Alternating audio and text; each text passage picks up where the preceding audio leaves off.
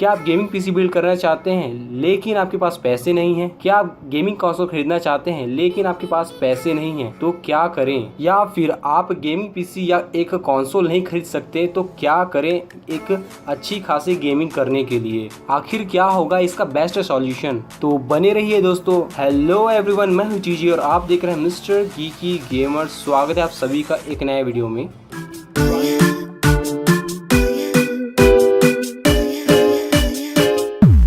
Video में इसी के बारे में बात करने जा रहे हैं कि इसका बेस्ट से बेस्ट सॉल्यूशन क्या होगा और क्या करना चाहिए। और जो भी मैं आपको सॉल्यूशन देने जा रहा हूँ वो अपने खुद के एक्सपीरियंस के बेस पर होगा। तो गाइस होता क्या है, आप लोगों ने भी एक्सपीरियंस किया होगा कि जब भी आप गेमिंग पीसी या गेमिंग कंसोल की बात करते हैं अपने पेरेंट्स के सामने तो वो डायरेक्ट मना ही कर देते हैं, क्योंकि उनका ये मानना है कि ये इतनी महंगी मशीन सिर्फ अपने बच्चे को टाइम पास कराने के लिए खरीदेगी। आखिर उनके हिसाब से ये सब कहना बिल्कुल सच है, लेकिन अभी का जो जनरेशन है वो काफी बदल चुका है यार, और उनको इसके बारे में बिल्कुल पता नहीं। जो गेमिंग कम्युनिटी होती है, जो गेमर्स होते हैं, जो प्रोफेशनल गेमर्स होते हैं, वो इससे पैसे अर्न करते हैं अपनी गेमिंग स्किल बढ़ा कर। जिस तरह बाकी देशों में जैसे यूएसए हो गया, चाइना हो गया, जापान हो गया और भी बहुत सी कंट्रीज जहाँ पे गेमर्स को बहुत ज्यादा प्रेफरेंस दी जाती है, प्रायोरिटी दी जाती है, जिस तरह एक इंडियन क्रिकेटर को दी जाती है इंडिया में। तो शायद कुछ अच्छे घर के जो जिनके पास अच्छे बजट रहते हैं, बजट वाले गेमिंग पीसी रहते हैं, अगर वो इस वीडियो को देख रहे हैं तो आप शायद समझ पा रहे होंगे कि मेरी बात है कि कुछ ऐसे भी गेमर्स होते हैं जिनके पास बिल्कुल भी पैसे नहीं होते, बिल्कुल भी पैसे नहीं होते कि वो अपनी खुद की गेमिंग पीसी बिल्ड कर सकें। या फिर खुद के पैसे का कहने का मतलब कि अगर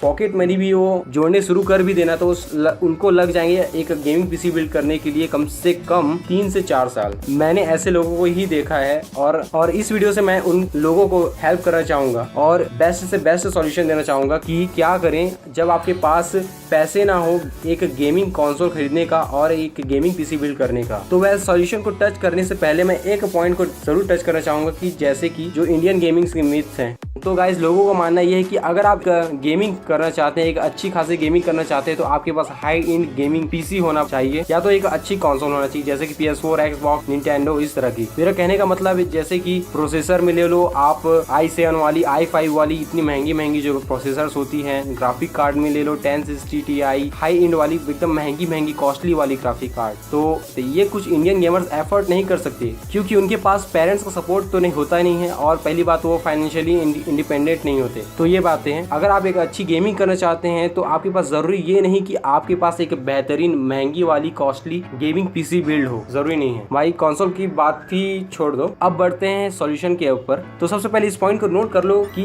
क्या आपके पास एक लो एंड पीसी है जिसमें पेंटियम डुअल कोर या फिर पेंटियम D प्रोसेसर लगा हो? तो बिल्कुल लगा हो तो यार आपकी काफी पैसे बच जाएंगे। अगर आपके पास नहीं है तो आप थोड़ी सी खर्च कर सकते हो, क्योंकि अभी तो यार ये जो मैं प्रोसेसर्स का नाम ले रहा हूँ वो काफ़ी पुरानी हो चुकी है और काफ़ी सस्ते में मिल जाती है, कहीं ना कहीं 500-400 यूं ही ऐसी मिल जाती है।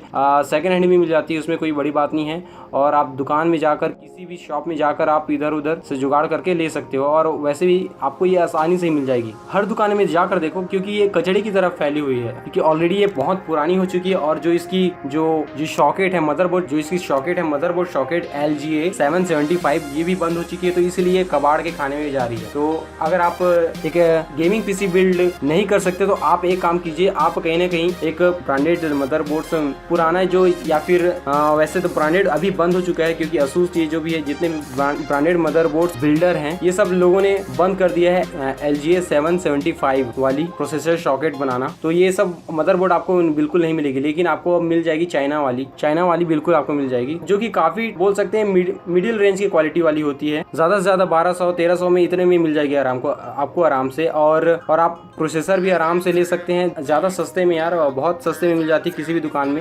मैंने एक टाइम पे खरीदा था 550 में पेंटियम डुअल कोर। अब भी आपको भी कहीं ना कहीं सस्ते में मिल जाएगी यार।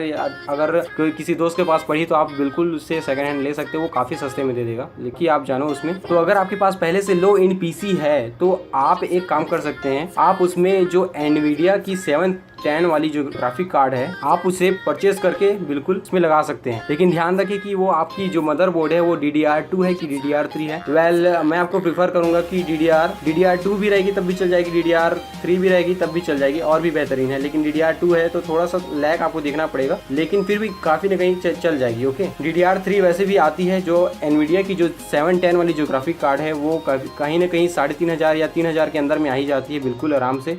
मैं आपको प्रीफर करूंगा कि जो एनवीडिया की जो असूस की जो साइलेंट वर्जन वाली GPU है आप उसे ले, ज़्यादा बेहतर रहेगा, क्योंकि इसमें फैन रहता नहीं है, आराम से एलॉय स्टील रहती है, एलॉय मटेरियल रहता है जो आपको फ़ैन वाले प्रॉब्लम से बचाता है। एक आपका CPU वाला फ़ैन हो गया और आपका ग्राफिक कार्ड वाला फ़ैन हो गया, वो अलग अलग दोनों आवाज़ करता है, तो कहीं ना कहीं थोड़ा ज़्यादा साउंड करने की वजह से आपको थोड़ा नॉइज़ देखने को मिल सकता है। ओके, देखो यार, आपको थोड़ा सा अजीब लग रहा हो कि ग्राफिक कार्ड ले लेने से क्या अच्छी गेमिंग PC चल जाएगी या फिर अच्छी गेमिंग कर सकते हैं हम लोग। मैं आपको बिल्कुल यार, मैंने सबसे पहले याद रखिए मैंने आपको क्या कहा था कि सबसे पहले मैंने वीडियो में कि जो भी मैं आपको बता रहा हूँ वो मैं अपने खुद के एक्सपीरियंस के बेस पे बता रहा हूँ। मैंने खुद इसको यूज़ किया है, मैंने खुद Pentium D में और Pentium डुअल कोर में इस ग्राफिक कार्ड को चलाया है। इसमें काफ़ी गेमिंग चल जाती हैं, क्योंकि देखो रीज़न होता क्या है यार कि गेम्स जो है ज़्यादातर 2 कोर्स मांगती हैं, तो आपके पास Pentium डुअल कोर है वो काफ़ी बेहतरीन चल जाएगी। मैं आपको मिनिमम रिकमेंडेशन देता हूँ कि आप Pentium डुअल कोर ले लो या Pentium D ले लो।